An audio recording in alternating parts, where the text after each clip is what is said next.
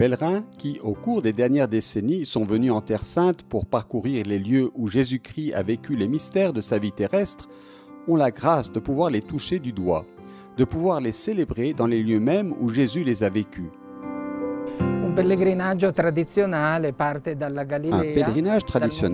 de Galilée, de la montagne des Béatitudes où Jésus a proclamé son discours programme.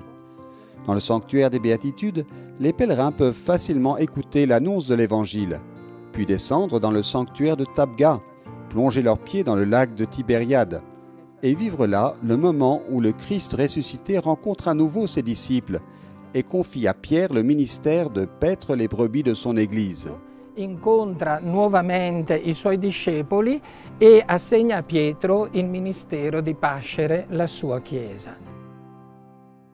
Montez le mont Tabor pour découvrir Jésus transfiguré, profitez d'une vue magnifique et découvrez toute la plaine de Galilée et les frontières environnantes.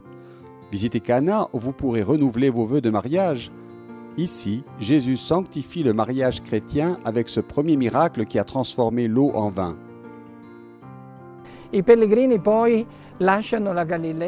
pèlerins quittent alors la Galilée et descendent vers la Judée en traversant toute la vallée du Jourdain et arrivent là à l'endroit où Jésus fut baptisé par Jean. Ils renouvellent leur promesse baptismale. Mais alors, pour célébrer l'Eucharistie, ils entrent dans Jéricho et vont au sanctuaire du Bon Berger. La paroisse franciscaine de Jéricho rappelle tous les passages de Jésus, la guérison de l'aveugle, Zachée. Allez à Béthanie, la maison de l'amitié, et le site de la tombe de son ami Lazare, puis au sanctuaire de Bethphagée, qui commémore le lieu où Jésus monta sur l'ânon pour faire son entrée à Jérusalem. Pour finir sur le mont des Oliviers, au sanctuaire du Dominus Flevit. De là, profitez de la plus belle vue de Jérusalem, celle-là même qui a attiré l'attention de Jésus et l'a fait pleurer.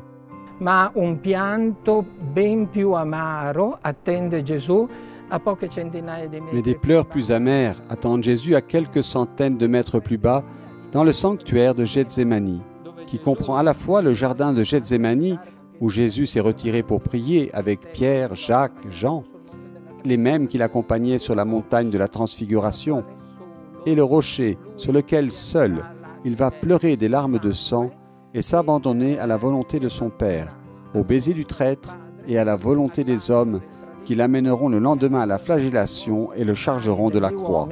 Che lo porteranno il giorno dopo alla flagellazione e a caricarlo della croce.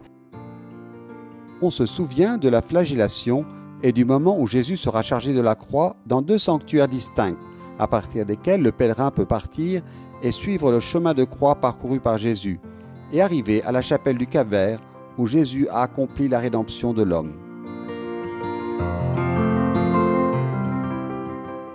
Ensuite, on peut aller à Bethléem, admirer le cloître de Saint-Jérôme ou la grotte des bergers qui rappelle une tente sur laquelle les anges sont allés annoncer la naissance de Jésus, ou au lieu de la visitation à Ein-Carem. Mais alors, quel sens a-t-il de parcourir tous ces sanctuaires? Dans tous ces sanctuaires, les pèlerins peuvent goûter et expérimenter les mystères de Jésus grâce à l'architecte Barluzzi. Grazie all'architetto Barluzzi.